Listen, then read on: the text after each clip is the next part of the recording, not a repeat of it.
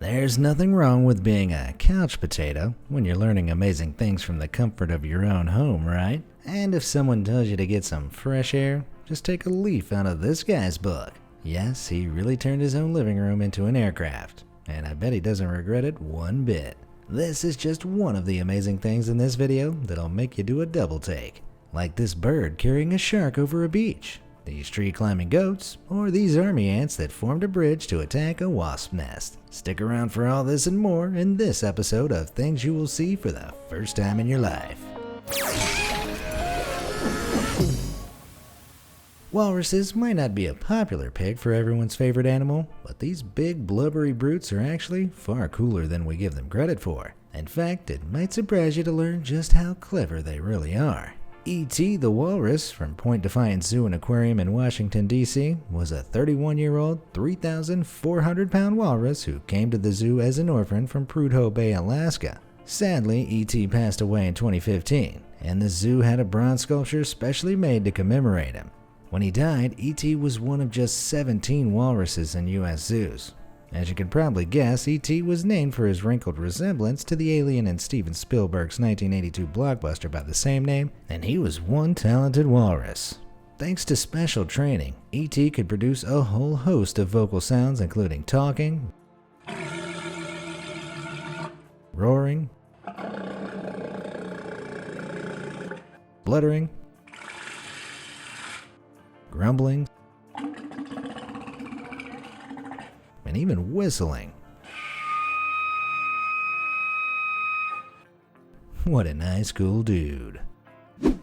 We've all seen turtles before, but what about 64,000 turtles in one shot? That's exactly what was captured in this incredible drone footage from June 2020, filmed off the coast of Rain Island in northeastern Australia. This area is considered the largest green turtle nesting site in the world, and up to 18,000 female turtles have been observed nesting on the small 1.8-kilometer coral sand cay in one season. Every year from late October to February, egg-laden females arrive, having migrated from as far away as New Caledonia to lay approximately 100 eggs each. The cay produces 90% of the region's green turtles, and the Rain Island Recovery Project is looking into the best way to count the turtles that migrate to the area. Using a drone is easier, safer, and more accurate than manual counting, but the organization also hopes that AI will be able to help automate the counting in the future. How many turtles did you count?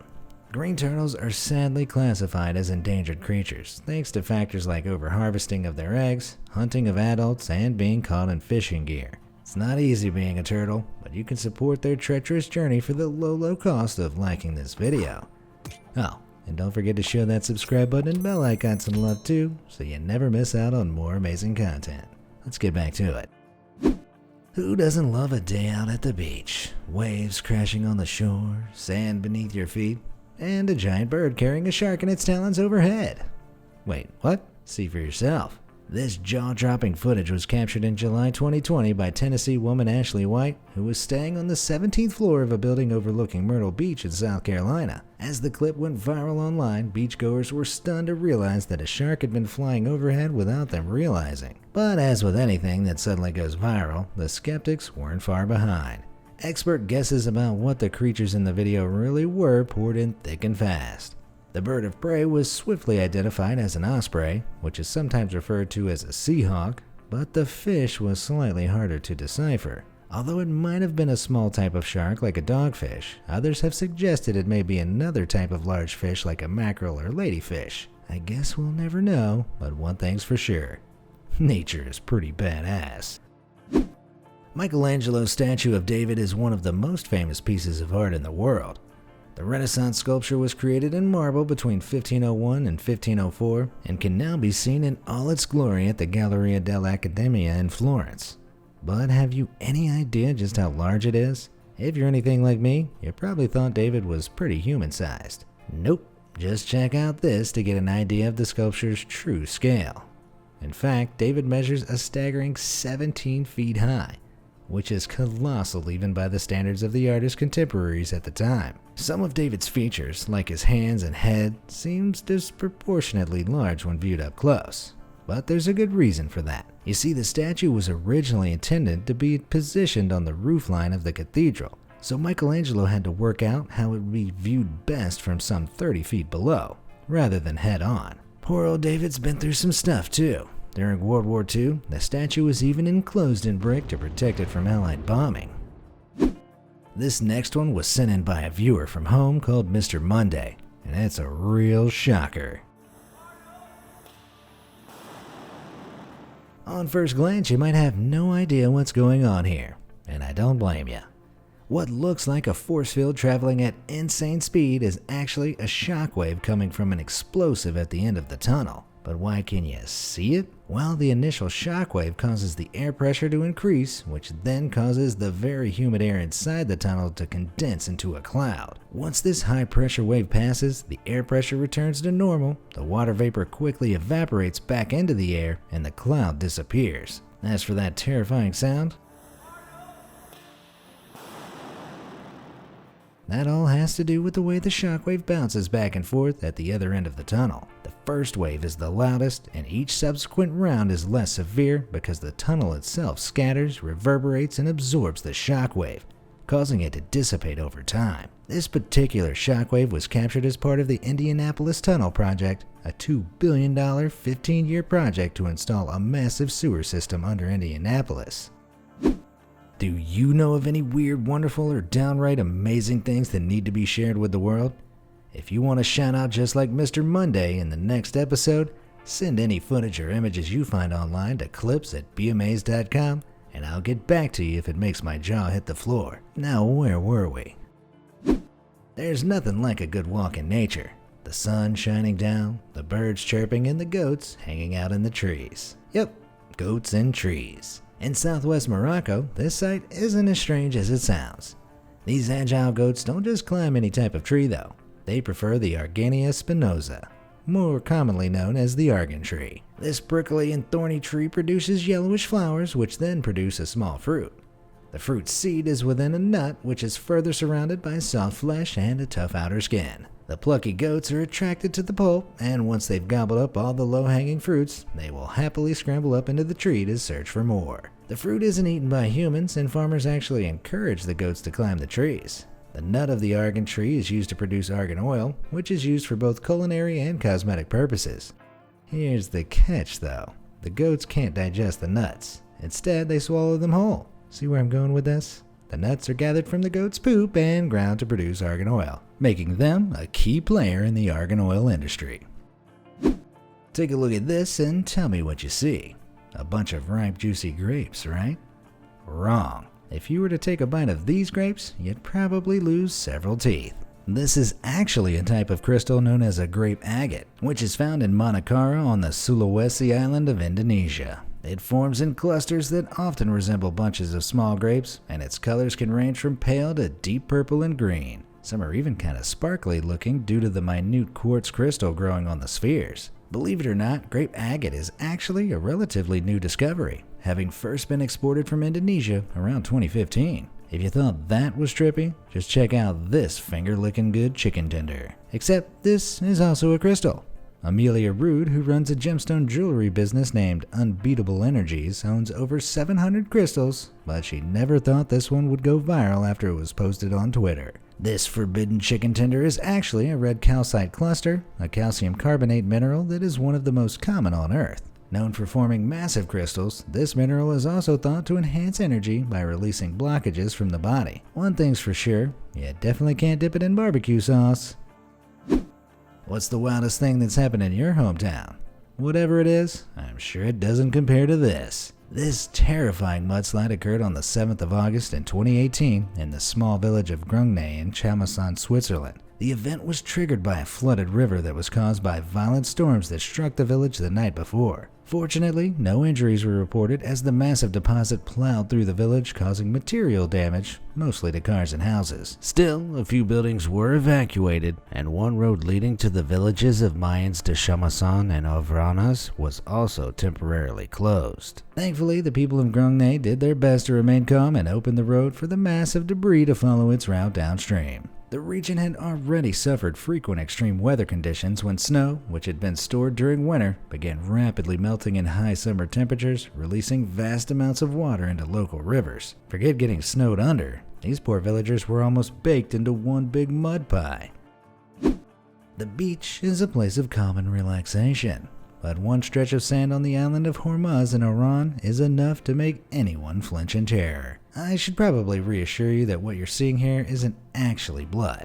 You see, the soil of Hormuz has an unusually high concentration of a natural pigment called ochre that gives the landscape a distinctive reddish hue. The pigment, which is known as golok by the natives, has been used for decades for artistic and culinary purposes in dyeing, cosmetics, glass, and ceramics. In places where the sand is particularly red, the waves in the sea become tinged with pink, giving the impression of a horrifying blood ocean. And that isn't the only thing that makes this one of the most unique beaches in the world. Thanks to an unusually high concentration of iron oxide, the sand even appears to glitter in parts known as Silver Beach, as the metal compounds shimmer in the blazing sun. The sands may even possess small quantities of quartz, which also means it will remain cool to the touch even on the hottest day, which means no more running around like a headless chicken as you try not to burn the soles of your feet.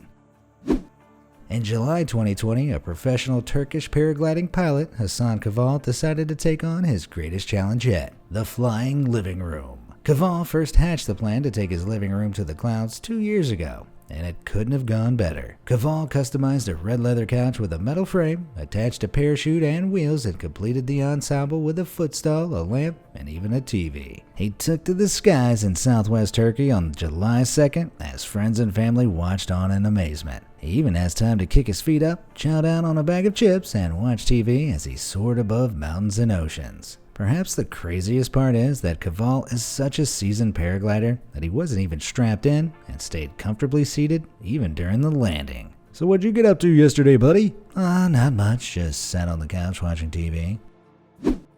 Thanks to the pandemic that has swept the globe in 2020, life as we know it has changed in more ways than we could imagine. Theaters were just one of the many places forced to close during lockdown, but Barcelona's stately Gran Teatre del Liceu Opera House has come up with a clever solution to prevent the arts from grinding to a halt altogether. In June, the theater reopened for its first concert since mid-March with a live-stream performance of Puccini's Crisantemi by the Usili Quartet. But instead of patrons, the audience was packed out with plants. 2,292 of them to be exact. Spanish conceptual artist Eugenio Ampodia created the special performance, which was dubbed Concierto para el Vecino. After being serenaded by the musical quartet, the plants were donated to healthcare workers, primarily those in the hospital clinic of Barcelona, to acknowledge their work on the front line. You might be thinking, but why plants? Well, music has actually been shown to affect plant growth. In simple terms, the musical vibrations produce movement in the plant cells, which stimulates them to grow by producing more nutrients.